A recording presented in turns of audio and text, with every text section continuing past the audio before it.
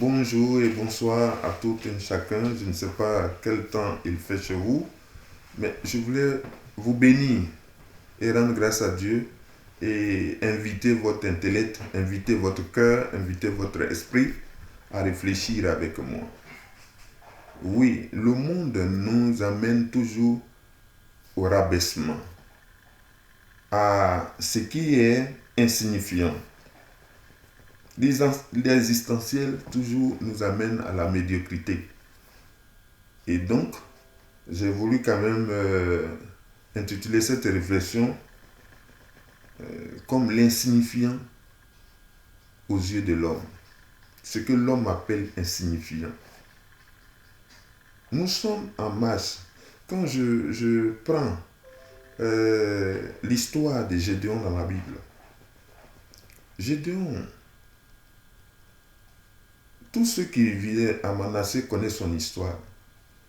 Ils savent que lui, il n'est rien du tout. Personne ne le considère. La famille même, personne ne la considère. Gédéon était un jour dans son champ parce que les Madianites volaient leur récolte et il dormait, il veillait dans le champ sur la récolte. Et c'est là-bas le Seigneur lui est apparu. Et il a dit à Gédéon que j'ai besoin de toi, je vais faire de toi mon serviteur. Je vais faire de toi un leader. Donc, voilà Gédéon en toute humilité et le réel vraiment. Il le dit à Dieu que vraiment, ce n'est pas la bonne personne que tu choisis. Parce que moi, je suis d'une famille pauvre. Et je ne suis rien, même dans ma propre famille, personne ne me considère. Mais être ton choix, en tout cas vraiment, c'est encore t'emmener toi-même plus bas. Parce que je ne suis rien. Mais ce que je dois oublier, c'est que c'est Dieu. La suite, je vous épargne ça, parce qu'il a demandé des tests si c'est vraiment Dieu qui le sollicite. Frère, ça me rappelle une histoire importante que je voudrais quand même partager avec vous. Venue de Irène Grosjean. Irène, je l'ai écoutée et j'ai lu ses documents. Et Irène disait, elle racontait une histoire très très importante de l'organisme, parce que souvent elle parle de la santé et autres.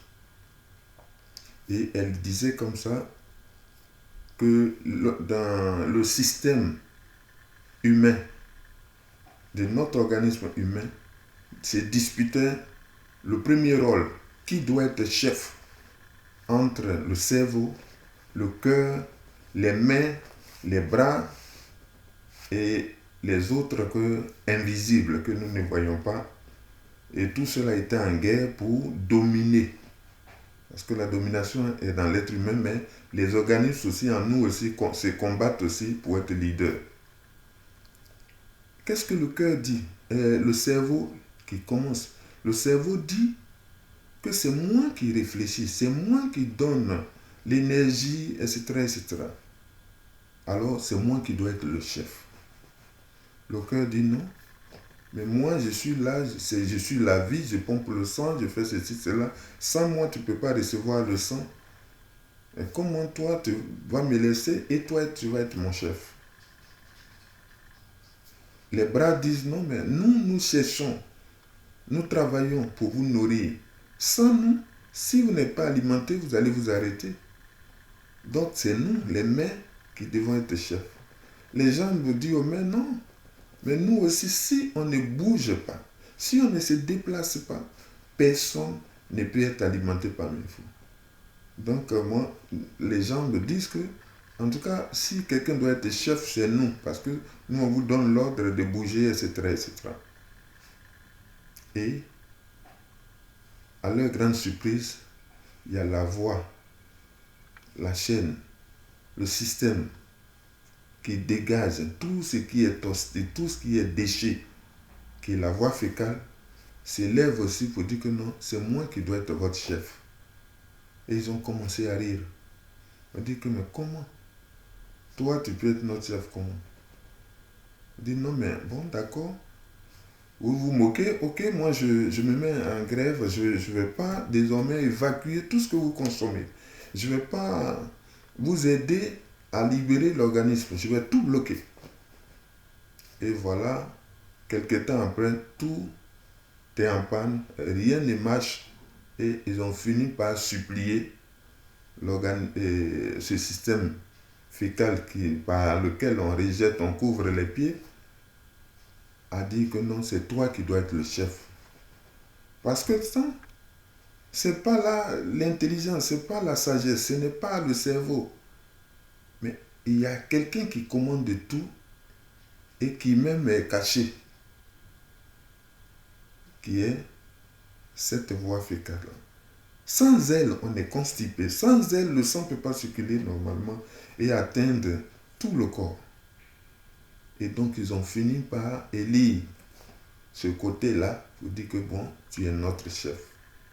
Parce que si on ne rejette pas ce que nous consommons, nous allons nous intoxiquer et tout l'organisme va mourir.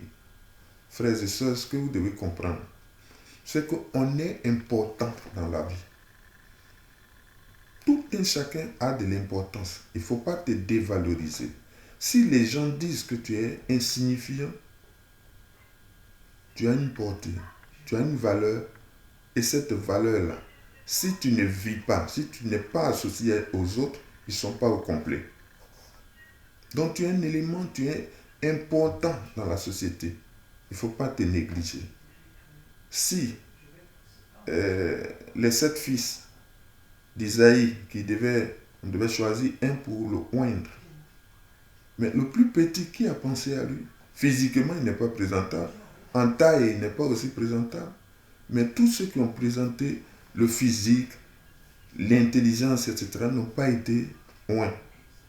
C'est celui qui est berger en brousse qui a été oint. Donc, je voudrais vraiment exhorter chacun de vous. Ne perdez pas espoir parce que vous n'êtes pas le choix d'un groupe, vous n'êtes pas le choix de votre milieu, de votre classe. Ne perdez pas espoir. Vous avez de la valeur et cette valeur sera reconnue par tous. C'est vrai, on ne fait pas l'unanimité dans tous les lieux où nous sommes, mais on peut obliger à l'unanimité. Que la grâce de Dieu soit sur vous et que le Seigneur vous bénisse. Et tirons, réfléchissons, poussons notre réflexion pour que chacun tire une leçon pour sa propre vie. Que Dieu nous bénisse.